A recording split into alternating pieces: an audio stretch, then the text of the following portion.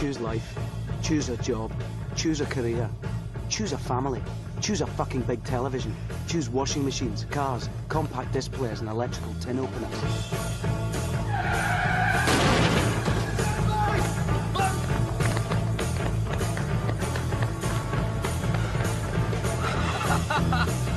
On va décortiquer le Bitcoin, 47 000 $ en ce moment. Le Bitcoin, Vincent, on parle de plus en plus, alors oui, de son institutionnalisation et des altcoins majors aussi, l'institutionnalisation de ces altcoins. On a vu le lancement des contrats futurs sur Ether, c'était lundi dernier. On parle de leur adoption progressive par la haute finance et in fine, du carburant que tout ça apporte au cours des cryptos. Nouveau record du Bitcoin encore cette semaine, on est à plus de 47 000 $, on le disait en ce moment.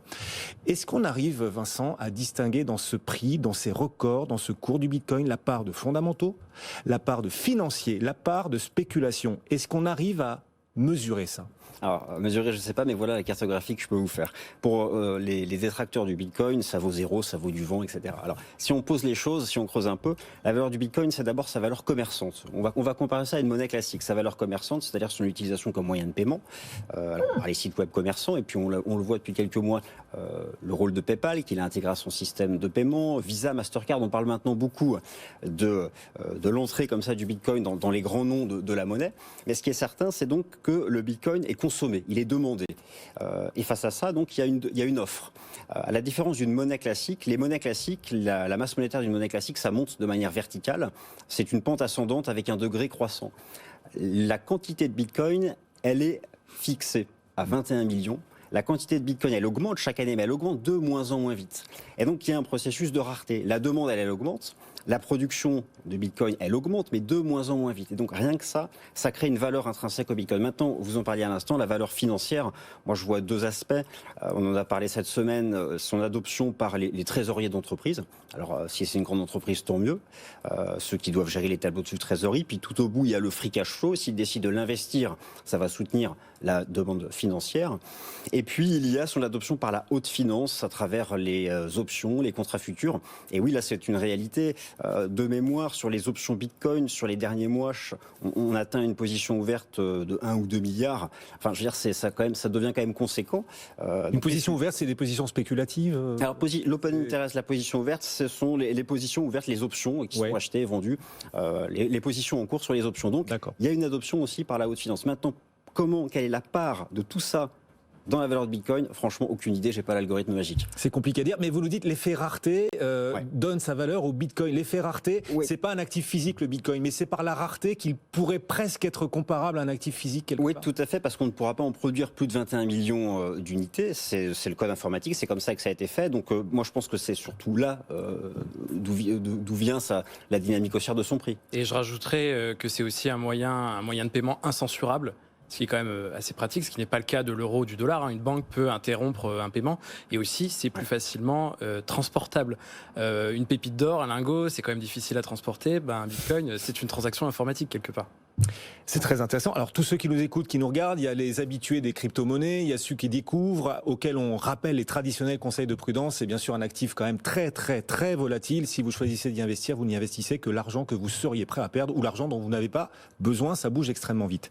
Grégory, c'est quand même la bombe de la semaine et ça vient nourrir ce que nous disait à l'instant Vincent. Tesla, 6 mai. Tesla a acheté pour 1,5 milliard de Bitcoin.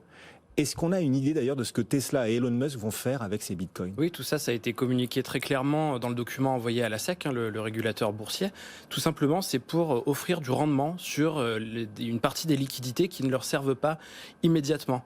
Alors, on pourrait se demander pourquoi, mais en fait, si le dollar a perdu environ 10% l'année, sur les 12 derniers mois, donc en fait, si on laisse sur un compte en banque, on perd de l'argent.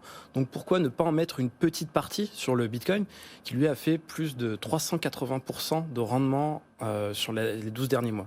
Oui, quand je me regarde, je me fais peur, mais quand je me compare à un compte courant sur lequel on perd de l'argent, je me rassure. C'est un peu ça l'idée. C'est un peu ça. C'est un peu ça. Maintenant qu'on a du coup quelques jours de recul, qu'est-ce que cette annonce de Tesla, 1,5 milliard d'achat de Bitcoin, ils acceptent aussi le Bitcoin dans les transactions. Qu'est-ce que cette annonce implique pour le secteur, pour les cryptos dans leur ensemble? Alors pour moi, ce que ça change, c'est que enfin, il va y avoir une figure mondialement connue qui va en fait aider à la démocratisation du secteur. Le mystérieux créateur du Bitcoin, hein, Satoshi Nakamoto, en fait, c'est quelqu'un qui a disparu. C'est quelqu'un qu'on ne peut pas inviter sur les plateaux télé pour parler du Bitcoin, pour le démocratiser. Et là, en fait, Elon Musk... Satoshi, venez sur BFM Business, venez nous voir. Satoshi, bon. Ouais. Des rumeurs comme quoi ce serait Elon, d'autres, enfin... Ça, bon c'est plutôt de l'humour. Mais en tout cas, ce qu'on remarque, c'est que cet investissement de Tesla a créé une réaction en chaîne dans le milieu, enfin dans le business aux États-Unis. Twitter prévoit aussi de convertir une partie de ses liquidités dans le Bitcoin. Et on a posé aussi la question au patron de General Motors, Uber et récemment JP Morgan. Donc c'est pas qu'ils vont accepter le Bitcoin ou qu'ils vont forcément investir dedans, mais par contre le sujet Bitcoin aujourd'hui est incontournable aux États-Unis et dans la haute finance. Et devient une case supplémentaire en fait de la gestion de sa trésorerie, enfin en tout cas dans les pays anglo-saxons, parce qu'avant qu'en Europe on fonctionne comme ça, ça prend du temps. On a aussi Bank of New York Mellon, la plus ancienne banque américaine quand même, qui hier se disait, je la cite, fier d'annoncer des plans pour fournir un service intégré pour les actifs numériques. Bon, voilà. Alors on verra si un jour le Bitcoin devient vital au point que même la plus vieille banque du monde s'y met. Pour le coup, c'est une banque italienne. Elle a plus de 500 ans d'existence. On verra si le Bitcoin tient plus de 500 ans lui aussi. Enfin, cette banque-là, c'est pas vraiment un modèle de vertu. Hein, c'est vrai. En tout cas, elle a été impliquée dans des scandales de corruption. Elle a été recapitalisée par l'État italien. Le Bitcoin, lui, c'est un protocole informatique. Il est neutre et donc il est par essence pas corrompu. C'est vrai. Cette banque, Banca Monte dei Paschi di Siena, on peut d'ailleurs visiter son siège à Sienne si vous allez un jour revisiter l'Italie, le jour où tout va rouvrir et où tout redeviendra possible. Je me mets quand même 2 secondes dans la peau des particuliers qui nous écoutent et des clients, des entreprises. J'ai du mal à comprendre pourquoi j'aurais intérêt à payer en Bitcoin les choses que je vais acheter plutôt qu'en monnaie stable, les euros ou les dollars. Pourquoi je choisirais le Bitcoin plutôt que l'euro ou le dollar? C'est une très bonne question, hein, parce qu'en plus on se rend compte que n'importe qui a acheté du Bitcoin et qui l'a gardé au moins 3 ans a toujours été gagnant. Mais bon, il y a certaines personnes qui n'ont pas forcément envie d'être la personne la plus riche du cimetière, donc faut bien dépenser ses plus-values à un moment, et donc Tesla espère attirer une nouvelle clientèle, je pense aussi. Mais il y a que les entrants, les premiers qui ont intérêt à payer en Bitcoin quelque part. Plus tard, ce sera trop tard. Bah non, pas forcément. Quelqu'un qui a acheté en 2017 au plus haut de la bulle, là aujourd'hui il a fait x2, donc il peut encaisser, quoi. D'autant que ça pourrait monter davantage. Alors attention, tout ça c'est très spéculatif, très glissant, encore une fois, ça éblouit, hein, mais c'est une patinoire, hein, c'est très glissant. Vincent, il y a un autre Grégory, pas Grégory Raymond qui est avec nous, mais Grégory Volokin qui nous accompagne chaque jour sur BFM, qui nous disait hier que si un jour une GAFAM se lançait à son tour dans le Bitcoin comme Tesla, ça propulserait probablement, selon lui, le Bitcoin, non pas à 50 000, l'objectif là à court terme, on y est presque, mais à 100 000 $. Ça vous semble techniquement jouable ? Alors, le cours du Bitcoin, il est actuellement dans ce qu'on appelle le price discovery, c'est-à-dire qu'il fait des nouveaux records historiques, donc on n'a pas de repères passés. Donc, l'analyse technique, elle dispose d'outils pour se projeter, pour déterminer des objectifs de cours. Après, effectivement, les 100 000, tout le monde en parle, c'est le chiffre rond. C'est vrai que les chiffres ronds impactent le Bitcoin. Moi, je répondrais de 2 façons. D'une part, oui, si la grande entreprise américaine commence à utiliser, à investir une partie de sa trésorerie, de ses flux de trésorerie, regardez les résultats qu'elles ont publiés, c'est fantastique, c'est là-bas qu'il y a du cash. 500 milliards de $ de trésorerie, les GAFAM, rien que les GAFAM. Alors, c'est gigantesque. Donc, effectivement, si maintenant une partie de cette trésorerie va s'investir sur le Bitcoin, ça va forcément soutenir le prix du marché. Et puis, donc, les 100 000 peuvent sembler acquis à ce titre-là. Maintenant, 100 000 $, oui, chiffre rond. Moi, je regardais justement à nouveau les options Bitcoin dont je vous parlais pour voir comment les traders institutionnels se projettent. Vous savez, avec les options, on a une échéance et on a un prix d'exercice, c'est-à-dire une cible. Et donc, je regardais les échéances des prochains mois. Eh bien, on commence à trouver du volume sur le prix d'exercice, le strike de 100 000, à partir de septembre prochain. Donc, est-ce que les 100 000 sont la cible de fin d'année ?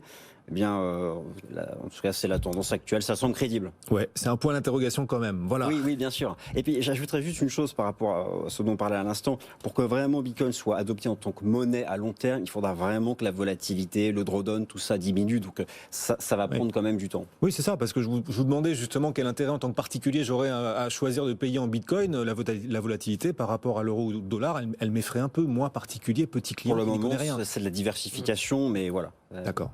Grégory, est-ce qu'il y a que les entreprises américaines, justement, qui se lancent dans le Bitcoin? On parlait de Tesla, on parlait d'autres entreprises qui étudient la possibilité, en effet, de s'ouvrir au Bitcoin. Il y a qu'elles ou les entreprises françaises aussi commencent à s'y convertir? Alors, pas du tout. En France, il n'y a aucune entreprise française cotée qui a du Bitcoin. Il y a des entreprises françaises qui en ont, mais souvent ce sont des spécialistes des cryptos et qui ont besoin de cryptos pour leur business. Donc là, ça semble assez logique. Mais non, sinon, ça va pas plus loin. Je pense que il y a un peu de la stigmatisation de la crypto en France. Christine Lagarde, pas plus tard que la semaine dernière, disait pas forcément du bien de Bitcoin. Les particuliers ont du mal à acheter du Bitcoin. Souvent, leur banque les empêche. Donc tout ça, en fait, ça fait qu'il n'y a pas forcément un écosystème aussi dynamique qu'aux États-Unis, où le Bitcoin représente une partie de l'innovation, alors que ici, c'est encore la monnaie du darknet. En tout cas, c'est que ça, quoi. Et pour revenir à Elon Musk, il n'y a pas quand même des risques pour le secteur qu'un patron aussi virevoltant, incontrôlable qu'Elon Musk prenne une part aussi importante? Bien sûr, c'est le risque. Et si Tesla décidait de revendre ses bitcoins demain, je pense que ça aurait un impact très important sur le cours et on pourrait revenir un peu à des heures un peu plus tribales, si vous voulez. Et il y a des actionnaires déjà de Tesla qui ont commencé à poser des questions à Elon Musk. Pourquoi vous avez investi dans le bitcoin qui a la réputation d'être polluant, d'être énergivore, alors que moi j'ai investi dans le constructeur de la Ferrari verte en quelque sorte, quoi. Donc Elon Musk va être confronté de plus en plus à ce type de questions et l'action Tesla, elle a perdu 8% depuis lundi. Je ne pense pas que ce soit lié au Bitcoin parce que Tesla a des problèmes en Chine, mais les actionnaires maintenant demandent des comptes, si vous voulez. Oui. Attention, au cas où il y aurait un retournement là, de Kazakh de la part d'Elon Musk, sait-on jamais. Mais bon, Tesla a dit qu'ils étaient là pour longtemps, que c'était un investissement long terme. Bon, on essaie d'apporter un peu de pédagogie chaque vendredi grâce à vous, messieurs, et Nicolas Chéron aussi qui nous accompagne régulièrement sur ces crypto-monnaies. Il n'empêche que tous les Français sont pas du tout convaincus. Beaucoup préfèrent investir dans ce qui n'est pas spéculatif, dans ce qui est peu volatile. Alors on voit des messages sur Twitter, on en a vu beaucoup cette semaine quand Elon Musk a annoncé en effet s'intéresser au Bitcoin, et notamment ce message que j'ai vu qui est un peu extrême, peut-être insultant pour ceux qui investissent dans le Bitcoin, mais qui est peut-être le reflet d'un esprit en France. Tesla sur Bitcoin, c'est comme si la cocaïne achetait de l'ecstasy. Comme si la cocaïne achetait de l'ecstasy. Bon, quand on voit ça... je vois que vous lisez Anis Lajnef sur Twitter, et je ne peux pas vous le reprocher, parce que moi aussi je le suis et je l'aime beaucoup. Mais ce qu'il veut dire dedans, c'est que aussi, on est dans une période multibulle. Il y a beaucoup de choses qui explosent. Il n'y a pas que Tesla, il n'y a pas que le Bitcoin, il y a l'immobilier aussi, ça reflète quelque chose, quelque part, une partie de notre époque. C'est la fameuse bulle des banques centrales, en fait. Exactement. Celle dont on parle depuis plusieurs années. Et cette bulle des banques centrales, elle étend ses tentacules à des actifs cotés sur lesquels on commence à émettre des produits dérivés qui permettent aux instituts de venir. Donc, oui, c'est la bulle globale des banques centrales. Dans un instant, on a une question d'un particulier, question très pratique pour investir en Bitcoin. On va essayer de lui répondre. On essaie en effet d'être extrêmement pratique, utile pour ceux qui nous suivent sur BFM Business. D'abord, cette question, quel scénario là pour la suite, le potentiel technique sur Bitcoin? Bon, on parlait des 100 000, voilà, ça reste peut-être un peu plus lointain, un peu plus, voilà. Qu'est-ce qui, à court terme, moyen terme, quels sont les seuils qu'il va falloir regarder sur le Bitcoin pour essayer de mesurer son potentiel? Vincent. Alors écoutez, actuellement on est en bull run, donc il faut regarder du côté des supports. Je vais parler en dollars, en euros pour que l'on comprenne. Le premier support en dollars, c'est 42 000 $, les 34 000 euros. Maintenant qu'on préserve ce seuil, le marché peut aller à la conquête de prochaines résistances, 50 000, 52 000 $. Donc faut se concentrer là-dessus. Ça reste aussi tant qu'on casse pas certains niveaux de support. Donc retenez 34 000 euros et 42 000 $. Il est quand même très possible que si ça casse les 50 000 $, que le Bitcoin revienne sur tous les journaux télévisés aux 20h des grandes chaînes. Donc là, ça peut déclencher énormément d'achats aussi, comme en 2017, quand on a touché les 20 000 $. Alors, ce qu'il faut avoir aussi bien en tête, c'est qu'à un moment ou un autre, ça s'arrêtera. Toute l'histoire du Bitcoin, c'est une succession bull run, des pauses d'un an, 2 ans, bull run, pause d'un an, 2 ans. Ça viendra un jour. Ça ne voudra pas dire que c'est la fin du Bitcoin, mais ce sera limite tant mieux, parce que sinon c'est une bulle, et à la fin, une vraie bulle, on retourne à la case départ. Donc, Cette question d'un particulier, chose promise, chose due, ce particulier qui nous écrit, qui nous demande ce qu'il se passera quand le nombre maximal de Bitcoin, donc 21 millions, aura été émis. Grégory. Alors aujourd'hui, la création monétaire du Bitcoin, elle fonctionne de la façon suivante, c'est que toutes les 10 minutes, il y a 6,25 Bitcoins qui sont créés et qui vont aux mineurs. Tous les 4 ans, cette création monétaire est divisée par 2, et en fait, au bout du compte, en 2140, il n'y aura pas de nouveaux bitcoins créés, ça sera terminé, il y en aura 21 millions. Et en 2140 En 2140. Ah bon. Donc oui, c'est plutôt pour nos petits-enfants. Hein. Et les mineurs n'auront plus que les frais de transaction pour se rémunérer. Le système fonctionnera comme ça. Bon, on ne sera pas là pour le voir. Mais on est là pour l'anticiper, c'est à ça qu'on sert. Les pros des cryptos, c'est chaque vendredi aux alentours de 16h35, 40 sur BFM Business. Et le jeudi, c'est la newsletter 21 millions, Grégory, que vous rédigez avec beaucoup de talent chaque semaine. Qu'est-ce que vous nous proposez là cette semaine pour ceux qui vous suivent, ceux qui vous sont fidèles? Forcément, une grande enquête sur Elon Musk et le Bitcoin et sur cette relation un peu complexe qui a animé les deux pendant des années, parce que Elon Musk a souvent soufflé le chaud et le froid. C'est pas forcément une relation idyllique. Et aussi un article, je vous propose un super article sur les meilleurs cryptos pour 2021 et aussi celles à éviter si on veut espérer faire du profit. Oui, parce qu'aujourd'hui, on a beaucoup parlé du Bitcoin. On parlait ces dernières semaines des autres crypto-monnaies qu'on appelle les altcoins. C'est ça. Je commence à apprendre un peu. L'Ethereum, allez, donnons le cours de l'Ethereum actuellement, quasiment $1 800, 1796. Si je l'avais pas fait, on me l'aurait reproché dans la communauté. Donc c'est fait. Il y en a beaucoup d'autres, on n'a pas le temps de les citer toutes. Et le Bitcoin est à 47 148 $ précisément.